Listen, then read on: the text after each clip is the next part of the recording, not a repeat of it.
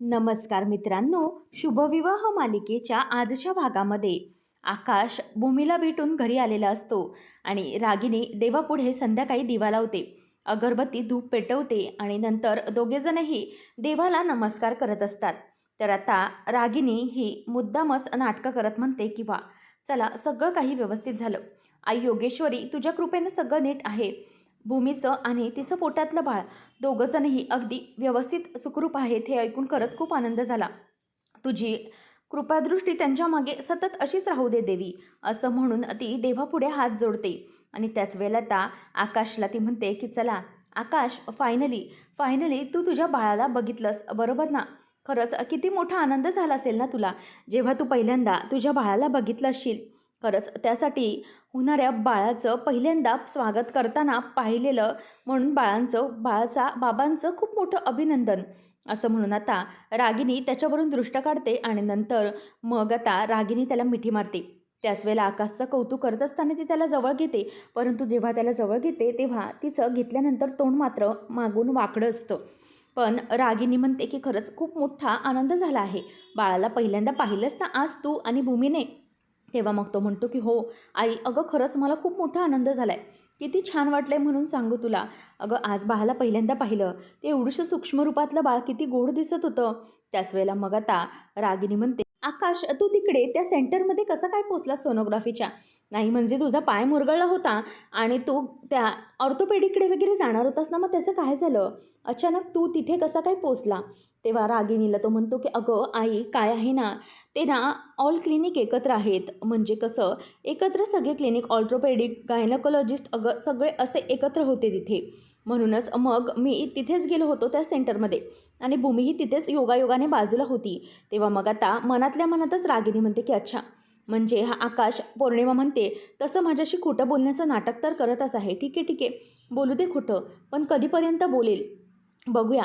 त्याच वेळेला मग आता आकाश हा म्हणतो की हो आई, अगं असंच आहे ते क्लिनिक, ऑल क्लिनिक्स एकत्र आहेत. तेव्हा ती म्हणते की हो, हल्ली आपल्याकडे पण तसं सगळं सुरू झालं आहेस ना, बरोबर म्हणतोयस तू, असं म्हणून आता ती मनातल्या मनातच त्याला राग व्यक्त करत असते.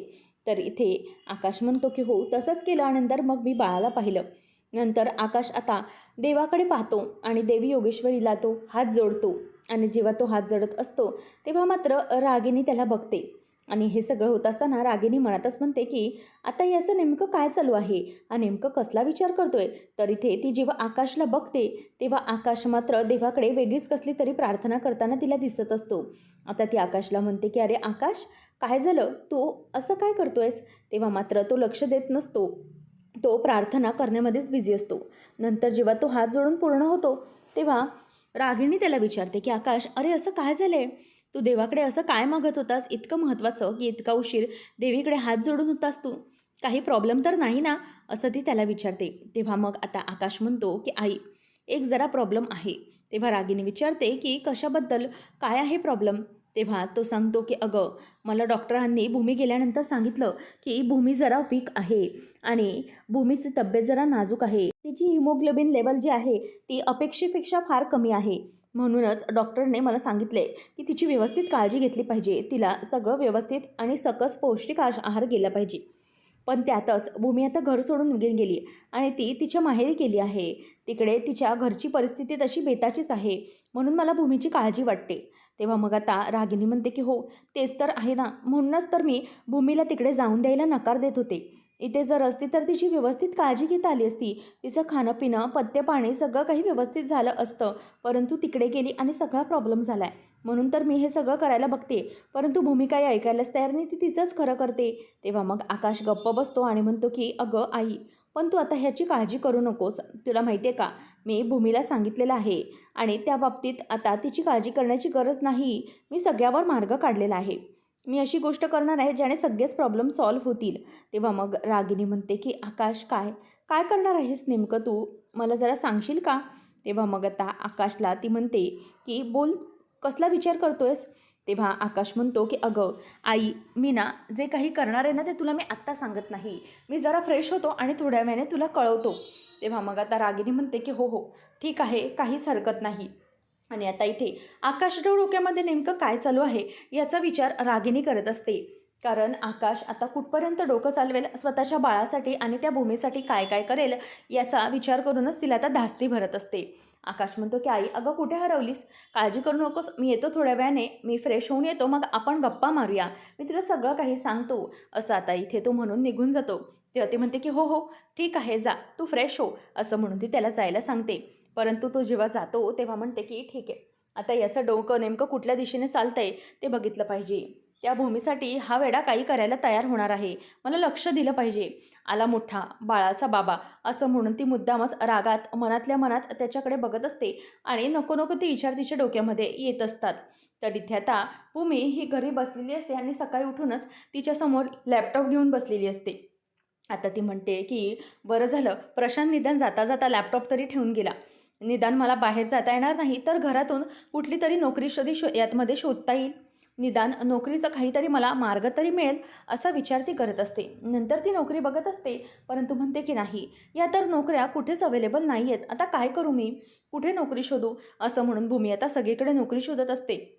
तेवढ्यातच माधवराव येतात आणि म्हणतात की भूमी बाळा हे घे, चल दूध पिऊन घे, गरम गरम आहे, व्यवस्थित पी. तेव्हा ती म्हणते की बाबा एवढं झालं ना की मी पिते, नोकरीचं बघत आहे मी. तेव्हा आता माधवराव तिथे ग्लास ठेवतात आणि म्हणतात की नाही, ते सगळं तू आधी तुझं काम बाजूला ठेव. बाळा तू भाळंतीण होणार आहेस, तू गरोदर आहेस, तुझ्या पोटात व्यवस्थित वेळेवर अन्न गेलं पाहिजे, बाळाला सगळं काही व्यवस्थित पोषक भेटलं पाहिजे आणि तू आता ते सगळं ठेवून अगोदर पिऊन घे बघू. असं म्हणून ते तिला काम बाजूला ठेवायला सांगतात आणि ती दूध पित असते. त्याच वेळेला माधवराव म्हणतात की बघ ना काय आहे, माहेरपणाला मुली जेव्हा गरोदर असताना येतात तेव्हा आनंदी आयुष्य जगायला येतात, चांगलं पौष्टिक खाऊन आनंदाने सुखाने जगण्यासाठी येतात गं. परंतु तुझं इथे काही वेगळंच चालू आहे.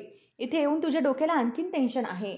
तिथे महाजनांचं घरी तर तुझ्या डोक्याला टेन्शन होतंच, परंतु इथे माहेर येऊन पण तुझ्या डोक्याला हा वेगळाच ताप झाला आहे आणि या अवस्थेत तुला नोकरी शोधावी लागते. हा सगळा त्रास सहन करावा लागतोय.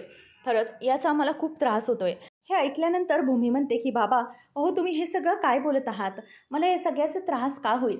हे बघा तुम्ही लक्षात घ्या, परिस्थिती कुठेही खराब ही असतेच, परंतु आपल्याला तिकडे सावरून घ्यायला लागतं.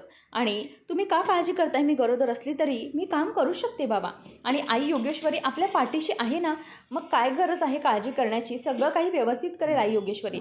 आणि तिकडे आकाश आणि इकडे तुम्ही नेहमी माझ्यासोबत असता, म्हणूनच मला कोणत्याही परिस्थितीचा सामना करताना काहीच वाटत नाही, उलट मला तुमच्या दोघांमुळे खूप मोठा धीरच मिळत असतो.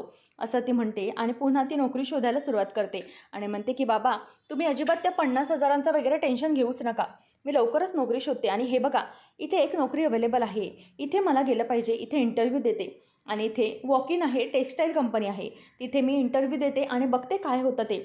कुठेतरी बाबा प्रयत्नही केलेच पाहिजेत ना, त्याशिवाय काही होणार नाही. आणि तुम्ही पैशांची चिंता करू नका, आपण सगळं मिळून व्यवस्थित अरेंज करू शकतो, तुम्ही घाबरू नका, लवकरच पैसे अरेंज करेल. असं म्हणून आता भूमी ही बाबांना दिलासा देते. तेव्हा बाबा म्हणतात की हो भूमी बाळा, मला त्याचीच तर काळजी वाटते की या परिस्थितीत देखील तुला नोकरीचा लावा लागणार आहे आणि तू इथे आरामाली आलेस तर तुला या सगळ्याचा वेगळाच त्रास आहे. तेव्हा ती म्हणते की बाबा मी तुम्हाला सांगितलं आहे ना, तुम्ही कसलीही काळजी करू नका, तुम्ही प्लीज शांत व्हा. असं म्हणून आता ती बाबांना गप्प व्हायला सांगते. तेवढ्यातच आता देसाई असा आवाज एक माणूस देतो. तेव्हा मग आता माधवराव म्हणतात की हो मीच आहे माधव देसाई, बोला काय झालं आहे, काय हवं आहे तुम्हाला? तेव्हा मग तो म्हणतो की मी इथे वाहन सामान द्यायला आलो आहे, बाकी काही नाही. आता तो माणूस येतो आणि एक एक एक एक वाहन सामान आणि महागड्या वस्तू बाहेर ठेवतो, ड्रायफ्रूट्स वगैरे सगळ्या वस्तू तो तिथे ठेवत असतो. तितक्यातच आता तो म्हणतो की हे सामान कोणी मागवलं आहे? तेव्हा भूमी म्हणते की आईने मागवलं आहे का? वर माधवराव म्हणतात की छे ग, ती नीलू हे सगळं कुठे मागवायला, तू आलीस आणि तिने हे सगळं मागवलं म्हणजे सूर्य कुठेतरी पश्चिमेलाच उगवला असं मला म्हणावं लागेल. तेव्हा भूमी म्हणते की काय तुम्ही पण बाबा. तेव्हा मग तो माणूस विचारतो की हे तुमचं सामान आहे, तुम्ही काळजी करू नका. त्याच वेळेला आता नीलू येते आणि तिला हे सगळं पाहून धक्का बसतो. ती म्हणते की काय हे सामान कसलं आहे, आणि तिलाही हे इतकं महागाईचं सामान पाहून खूपच धक्का बसतो. तेव्हा मग आता नीलू म्हणते की हे काय, हे सामान इथे कसं काय आलं? तेव्हा मग भूमी विचारते की आई हे सामान तू मागवलं आहेस का? तेव्हा ती म्हणते की नाही, मी कसलं मागवते? अगं भूमी तुला काही कळतं की नाही, इतकं महागाचं सामान, याचे पैसे आपण कसे भरणार आहोत? अगं तिथे महाजनांच्या घरी तुला असेल सवय हे सगळं मागवण्याची, परंतु हे महागाचे काजू बदाम ड्रायफ्रूट्स याचे पैसे कसे देणार आहोत आम्ही? तेव्हा मग आता माधवराव म्हणतात की नीलू अगं शांत हो, आम्हाला हे सगळं काही माहिती नाही आहे हे सामान कोणी मागवलं ते. तेव्हा नीलू म्हणते की हो, मी पण हे सामान मागवलं नाही, मला वाटतं या भूमीनेच मागवलं असेल. इतकं महागाईचं सामान भरण्याची आमची ताकद नाही गं बाई. तिथे तुम्हाला हे सगळं करता येत असेल, मला तर इथे हे सगळं करता येत नाही.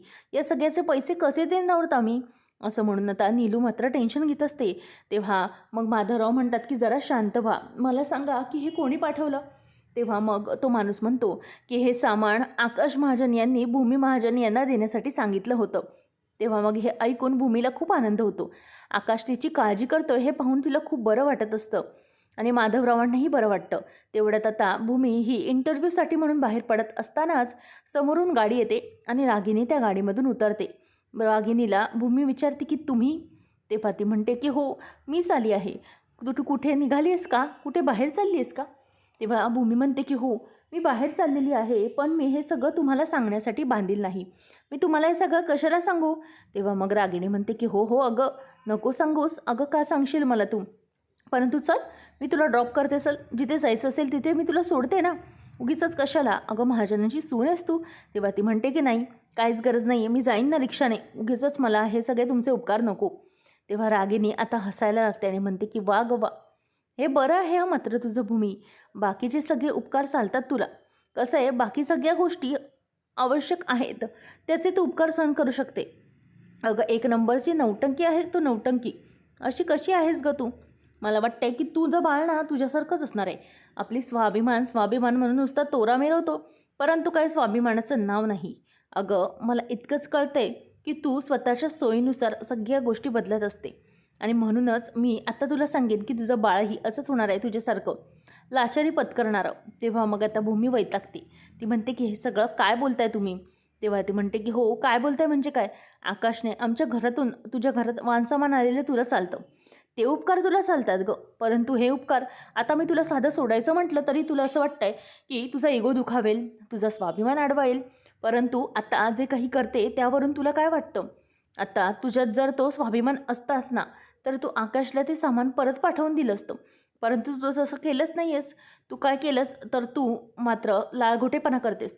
तुझं बाळही तसंच होणार आहे, लाचार, लाळघोटेपणा करणारं. मी सांगते बघ. असं म्हणून आता रागिनीही तिच्यावर वैतागत असते आणि हे ऐकून भूमीला देखील राग आलेला असतो.